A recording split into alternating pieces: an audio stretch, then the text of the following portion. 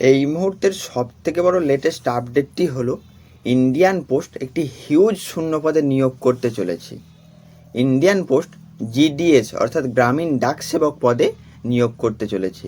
এই নিয়োগের শূন্যপদ কি থাকছে, এই নিয়োগে আবেদন করতে গেলে যোগ্যতা কি লাগছে, বয়সের সময়সীমা কি থাকছে, আবেদন কবে থেকে শুরু হচ্ছে, আবেদন কবে শেষ হবে, মেরিট লিস্ট কিসের ভিত্তিতে তৈরি করা হবে, আপনার কোন সার্কেলে কত শূন্যপদ রয়েছে, টোটাল ভ্যাকেন্সিজ সার্কেল ওয়াইজ প্রত্যেকটি ক্যাটাগরি অনুযায়ী কতগুলি করে ভ্যাকেন্সিজ রয়েছে তা আমরা এই ভিডিওর মধ্যে দিয়ে জানিয়ে দেব।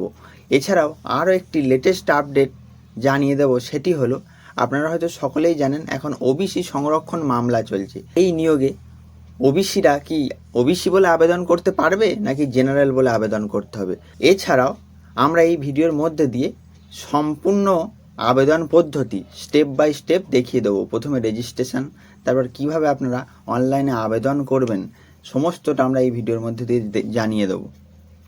সমস্ত কিছু জানতে হলে ভিডিওটিকে শুরু থেকে শেষ পর্যন্ত দেখতে হবে, ভিডিওটিকে একটি লাইক করতে হবে, আপনি কোন জেলা থেকে ভিডিওটি দেখছেন তা কমেন্ট করে জানাতে হবে এবং চ্যানেলটিকে সাবস্ক্রাইব করে অল বাটনটিকে অন করে রাখতে হবে, যাতে করে সকল প্রকার লেটেস্ট আপডেট সবার আগে আপনার কাছে পৌঁছে যায়। তো চলুন শুরু করি। আপনারা স্ক্রিনের ওপর দেখতেই পাচ্ছেন government of India, ministry of communication, department of post, GDS section এর অফিসিয়াল নোটিফিকেশান, যেটা প্রকাশিত হয়েছে 12ই জুলাই 2024। দেখুন এখানে লেখাই রয়েছে GDS online engagement schedule July 2024, descriptive notification and engagement schedule, অর্থাৎ জিডিএস অনলাইন এঙ্গেজমেন্টের সময়সীমা এবং ডেসক্রিপটিভ নোটিফিকেশান, অর্থাৎ এখানে সমস্ত নোটিফিকেশানটা ডেসক্রিপটিভ আকারে দেওয়া রয়েছে। তো চলুন আমরা দেখে নিই। 37 পাতার এই নোটিফিকেশান, তাই সমস্তটা আমাদের ধীরে ধীরে দেখার কোনো প্রয়োজন নেই, আমি জিস্ট আকারে আপনাদেরকে বলে দিচ্ছি, আপনারা শুনে নিন। প্রথম হলো শূন্যপদ। এই জিডিএস অর্থাৎ গ্রামীণ ডাক সেবকের শূন্যপদ হচ্ছে 44,228টি। হিউজ একটি শূন্যপদ রয়েছে, সেটি হলো 44,228টি। যোগ্যতা কি লাগছে এই নিয়োগে আবেদন করতে? তো আপনার যোগ্যতা লাগবে মাধ্যমিক পাস। আপনি একজন সরকার স্বীকৃত যে কোনো স্কুল থেকে মাধ্যমিক পাস বা সমতুল্য পরীক্ষায় পাস করলেই হবে। বয়সসীমা কি রয়েছে? বয়সসীমা রয়েছে 18 থেকে 40 বছর। আবেদন শুরু হবে 15/7/2024 অর্থাৎ 15ই জুলাই 2024 এবং লাস্ট ডেট হচ্ছে 5ই আগস্ট 2024। এরপর চলুন আমরা জেনে নিই কিসের ভিত্তিতে মেরিট লিস্ট তৈরি করা হবে। তো আমি আপনাদেরকে বলে রাখি, এটি মাধ্যমিকের নম্বরের ওপর মেরিট লিস্ট তৈরি করা হবে, অর্থাৎ যে সকল ছাত্রছাত্রীদের মাধ্যমিকে নাম্বারের পার্সেন্টেজ অনেক বেশি হাই রয়েছে তারাই নিয়োগের জন্য আবেদন করতে পারেন। এই নিয়োগে কোনোরূপ কোনো পরীক্ষা হবে না, আপনাদের মাধ্যমিকের নম্বরের ওপরই আপনাদের মেরিট লিস্ট তৈরি হবে। তাই যাদের নাম্বার অনেক বেশি তারা এই পরীক্ষায়, তারা এই নিয়োগে চাকরি পেয়ে যেতে পারেন, তাদের একটি প্রবল সম্ভাবনা রয়েছে। এবার চলুন আমরা সার্কেল ওয়াইজ, প্রত্যেকটি সার্কেলে ক্যাটাগরি ওয়াইজ কি ভ্যাকেন্সিজ রয়েছে দেখে নিই। আপনারা স্ক্রিনের ওপর দেখতেই পাচ্ছেন ইন্ডিয়ান পোস্টের প্রত্যেকটা সার্কেল ওয়াইজ এবং প্রত্যেকটা ক্যাটাগরি ওয়াইজ কত ভ্যাকেন্সি রয়েছে তার লিস্টটি। এখানে প্রত্যেকটি সার্কেলের প্রত্যেকটি ক্যাটাগরি ওয়াইজ কতগুলি করে ভ্যাকেন্সি রয়েছে তা এখানে দেওয়া রয়েছে। তাই এই নোটিফিকেশানটি এবং এই ভ্যাকেন্সিস ডিটেলসটি আমি আমার টেলিগ্রাম চ্যানেলে দিয়ে রাখবো। কেউ যদি দেখে নিতে চান তারা অবশ্যই আমাদের ভিডিওর ডেসক্রিপশানে আমাদের টেলিগ্রাম চ্যানেলের লিঙ্ক দেওয়া থাকবে, সেই টেলিগ্রাম চ্যানেলের লিঙ্কে ক্লিক করে চ্যানেলে যুক্ত হয়ে যাবেন এবং সেখান থেকে গিয়ে এই ভ্যাকেন্সিস ডিটেলস এবং নোটিফিকেশানটিকে ডাউনলোড করে নিতে পারেন। এবার আমি আপনাদেরকে বলে দিই যে এখন হয়তো আপনারা সকলেই শুনেছেন যে এখন রাজ্য জুড়ে ওবিসি সংরক্ষণ মামলা চলছে এবং এই অবস্থায় আপনারা কি ওবিসি বলে অ্যাপ্লাই করতে পারবেন নাকি পারবেন না। তো আমি বলে দিই, ওই যে ভ্যাকেন্সিস ডিটেলস যেখানে রয়েছে সেখানে কিন্তু ক্যাটাগরি ওয়াইজ যেখানে ভ্যাকেন্সি দেওয়া রয়েছে সেখানে কিন্তু ওবিসির আলাদা করে ভ্যাকেন্সি দেওয়া রয়েছে। তাই ইন্ডিয়ান পোস্ট যেহেতু ওবিসির ভ্যাকেন্সি দিয়েছে তাই এতে করে প্রমাণিত হয় যে আপনারা ওবিসি বলে আবেদন করতে পারবেন। যদি ওবিসি বলে আবেদন করতে না পারতেন তাহলে ওবিসির আলাদা করে ভ্যাকেন্সিস দেওয়া থাকতো না। তাই যে সকল ক্যান্ডিডেটরা ওবিসি ক্যান্ডিডেট রয়েছেন তারা ওবিসি বলেই আবেদন করতে পারেন, তাদের কোনো অসুবিধা হবে না, আপনাদের ভ্যাকেন্সিজ আলাদা করে রিজার্ভ করা রয়েছে। তো চলুন এবার আমরা আবেদন পদ্ধতিটা দেখে নিই, কীভাবে আপনারা স্টেপ বাই স্টেপ আবেদন করে নিতে পারবেন।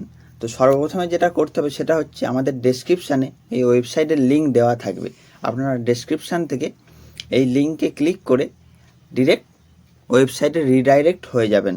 তারপর এরকম একটি ইন্টারফেস ওপেন হয়ে যাবে। আপনারা যদি একটু ওপরের দিকে স্ক্রল করেন দেখতে পাবেন স্ক্রিনের বাঁ দিকে লেখা রয়েছে রেজিস্ট্রেশন স্টেজ 1, এই অপশানটিতে ক্লিক করতে হবে। ক্লিক করার পর দুটি অপশান রয়েছে রেজিস্ট্রেশন আর ফরগেট রেজিস্ট্রেশন, এই রেজিস্ট্রেশন অপশানে ক্লিক করতে হবে।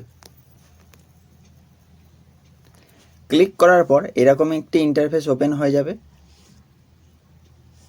তারপর একটু উপরের দিকে স্ক্রল করলে দেখতে পাবেন ভ্যালিডেট ইওর ডিটেলস, এখানে আপনাকে আপনার ডিটেলসগুলি দিতে হবে। প্রথমেই রয়েছে mobile number, enter 10 digit mobile number, আপনি আপনার মোবাইল নাম্বারটি দিয়ে দেবেন এবং তার পাশেই লেখা রয়েছে ভ্যালিডেট মোবাইল নাম্বার, এই অপশানটিতে ক্লিক করতে হবে এবং আপনার মোবাইল নাম্বার একটি ওটিপি যাবে, সেই ওটিপিটি তার পাশে দিতে হবে এবং সাবমিট করে দিতে হবে।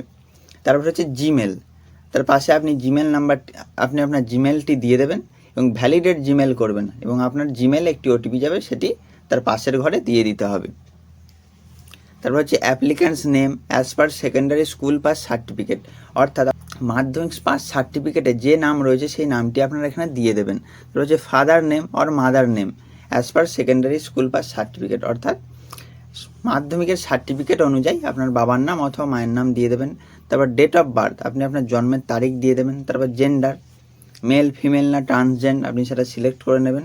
তারপর হচ্ছে কমিউনিটি, এখানে দেখুন ইউ আর মানে আনরিজার্ভ অর্থাৎ general candidate, U R EWS অর্থাৎ জেনারেল ক্যান্ডিডেট কিন্তু ইকোনমিক্যালি উইকার সেকশন যারা, তারা এই অপশানটিতে ক্লিক করবেন। ওবিসি ST SC যার যেটা সেটা সিলেক্ট করে নেবেন।